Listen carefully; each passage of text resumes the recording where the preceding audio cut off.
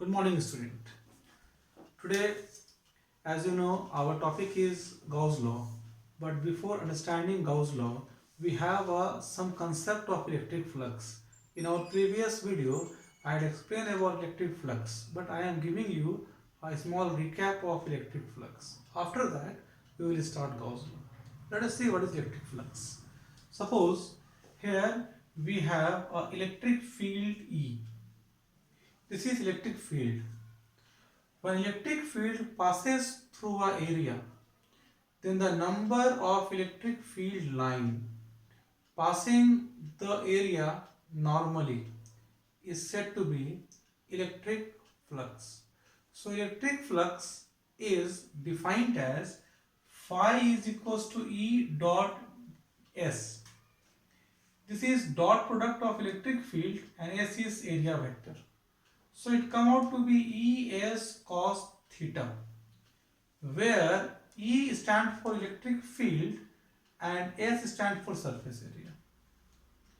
Now we are going to understand this formula when the area is tilted with an angle theta with respect to electric field. So suppose here is electric field E and we have tilted the area at an angle theta with respect to electric field. So this line is said to be area vector ds. This is normal on the area. Now we will resolve ds into two components known as ds cos theta and ds sin theta. What is the definition of electric flux? Electric flux is defined as the product of electric field and component of area along it. So what is electric field? Electric field is E and component of area along it is d cos theta. D cos theta. So phi is equals to E dot ds. This is a scalar quantity. This is known as electric flux. Further, suppose when we discuss about electric flux through a closed surface, then in that case we have to find the electric flux in the closed surface. So there we will take a closed integration. This line is integration. We all know it line from our previous class. But this is a circle and this circle indicate about closed. So electric flux, note, electric flux for closed surface is closed integration E dot ds. This will help us to understand Gauss law, which we will going to see in our next topic. Our next topic is Gauss law. What is Gauss law? Suppose we have a charge plus q. We will consider a radius r, here a sphere. Now electric flux through this sphere is given by phi equals to closed integration E dot ds. And this is equals to q by epsilon naught, which is according to Gauss law. So what is the statement of Gauss law? According to Gauss law, the closed integration of electric field dot area vector is equals to q upon epsilon naught. It is also defined as electric flux through a closed surface enclosing a charge q is equal to q by epsilon naught. We are going to prove Gauss law. For proving Gauss law, again we consider the same thing, that we have a plus q charge. Let us consider an imaginary sphere of radius r. Then this sphere is said to be Gaussian sphere. These lines are the electric field coming out from the sphere. Let us consider a imaginary point P where the small surface is ds. Then electric field at point P is E equal to 1 by 4 pi epsilon naught q by r square. We all know that electric flux phi is equals to closed integration E dot ds. Now E dot ds, the angle between E and ds is equals to 0 degree, because here you are saying that ds and E both are on the same line. So cos 0 degree equals to 1, we have E closed integration ds.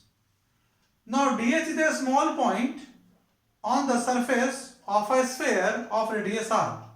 So when you integrate it, you get the surface area of a sphere. And surface area of a sphere is 4 pi r square. So we have phi is equals to 1 by 4 pi epsilon naught q upon r square, and here we have 4 pi r square due to this integration of surface.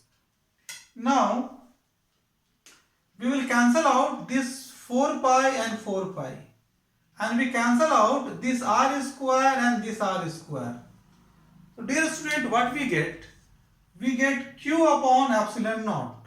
So we will write here q upon epsilon naught. Thus we have proved Gauss law.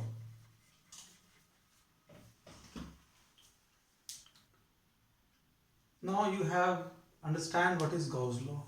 Let us see a question based on Gauss law. Suppose we have a sphere, this is S1. Inside this sphere there is a charge plus 2 microcoulomb and minus 6 microcoulomb. And this sphere is enclosed by another sphere S2 having charge plus 8 microcoulomb, and a charge of plus 3 microcoulomb is outside of this sphere. This question design is according to CBSE board. Now the question asks, what is the electric flux due to the sphere S1, the sphere S2 and due to the whole sphere.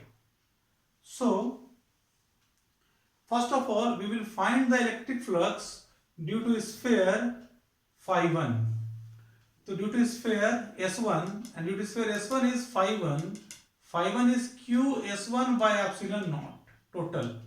So this is equals to total, the charge enclosed inside this is 2 microcoulomb minus 6 microcoulomb. Here is epsilon naught, so we subtract it, we have minus 4 microcoulomb by epsilon naught. The electric flux due to this sphere is minus 4 microcoulomb by epsilon naught. Now second is, what is the electric flux due to the sphere S2? As S1 is inside the S2, so electric flux due to S2 is phi 2, and phi 2 is q S2 by epsilon naught total. So this is equals to plus 2 microcoulomb minus 6 microcoulomb plus 8 microcoulomb. We will not write plus 3 microcoulomb because this charge is outside the sphere. On solving this, it come to be 4 microcoulomb by epsilon naught. This is the electric flux due to this charge. Suppose someone says that what will be the sum of these two electric flux? Then for sum of, you have to sum up these two, phi 1 and phi 2. So phi is equals to phi 1 plus phi 2, and phi 1 is minus 4 microcoulomb by epsilon naught plus 4 microcoulomb by epsilon equals 0.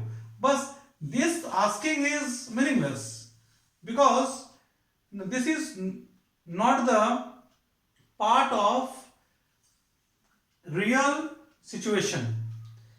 Real situation, electric flux is only due to the sphere S1 and the sphere S2.